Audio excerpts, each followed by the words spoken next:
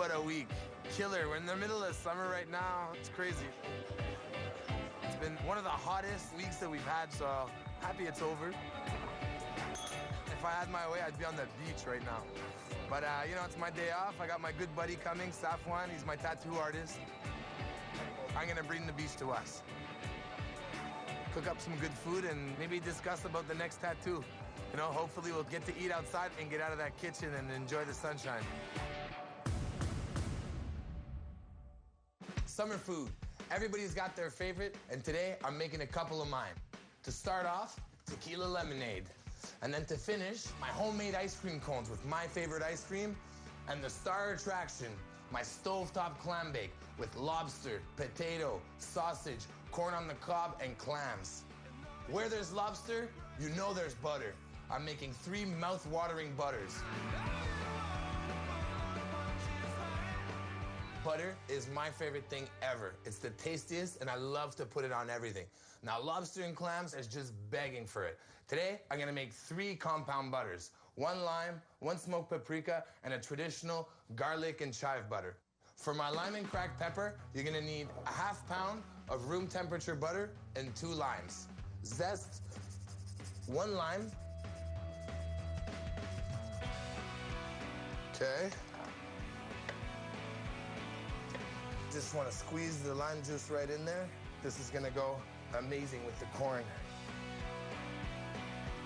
A little bit of salt, some cracked pepper.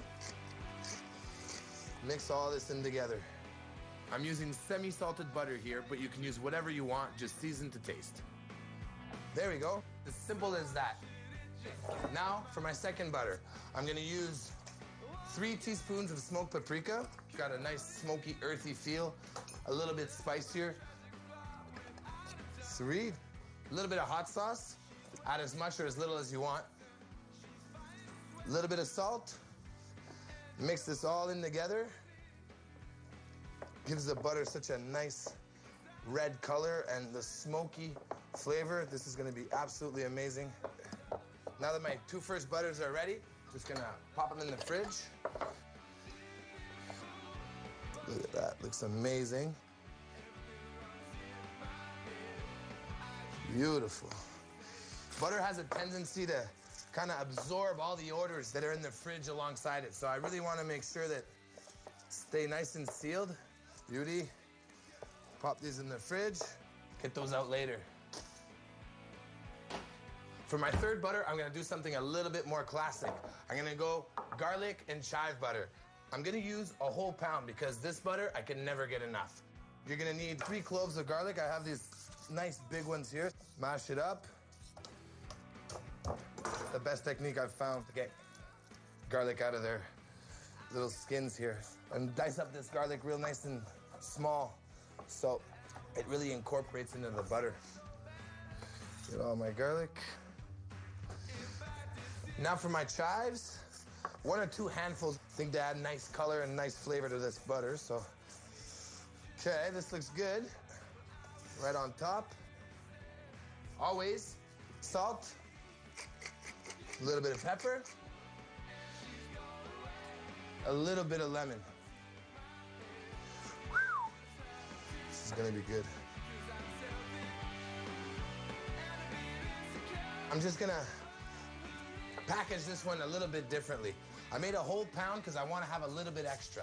So just gonna spread it on the wax paper and then roll it up just like a candy. Twist the ends. Beautiful. I'm gonna make another one. That's why I like to make a little bit extra of this garlic and chive butter. It keeps really nicely in the freezer and it really goes with anything. Garlic bread or just to garnish the steak. Roll that in.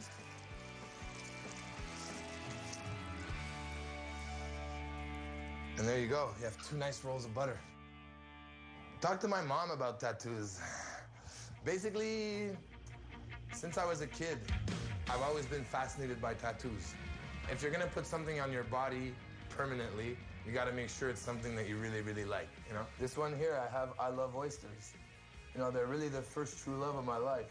This one is a shrimp. Why not? Bacon and arugula, 2 of my favorites. This is the lobster. And for dessert, lemon meringue pie. For me, it reflects who I am, reflects my personality and what I love and what I do. But I don't think I look like a bad guy. You can kind of tell that, wow, the guy's got a lemon meringue pie. How badass could he be? You know what I mean? So. Hot summer day, homemade ice cream cones. These should come together like two best friends. First off, you need to preheat your oven to 350 degrees. And I'm gonna need to melt 2 tablespoons of butter, which I'm gonna do in a pan, because I don't have a microwave oven here at the restaurant. So just pop those in on the lowest heat. I'm gonna need 3 egg whites. Crack my eggs.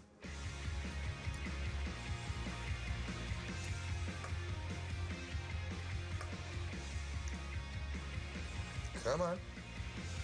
So that's good. Check on my butter. Perfect. Now I don't want it too hot because I don't want it to cook the egg whites. I'm gonna need a whisk, half cup of sugar in there while I'm whisking. Kind of integrate it slowly.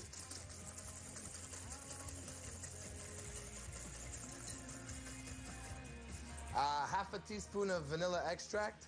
No artificial vanilla here. It really, really makes a difference. It's looking good. 1/3 cup of flour.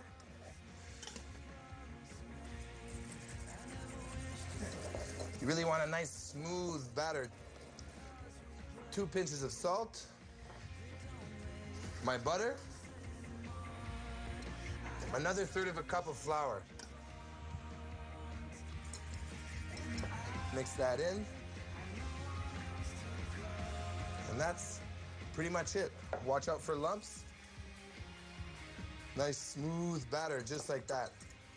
I've got a baking sheet, and I've sprayed a little bit of cooking oil just underneath this parchment paper so it sticks to the pan. You need about 2 tablespoons. You want to make nice round shapes, about 6 inches wide. So you want to make sure that they're nice and even so that they cook evenly and that they're easy to kind of take off the pan and they won't break. There we go. So this is done, ready to go in the oven, 350 degrees. Pop that in there for 10 minutes and let's see what happens.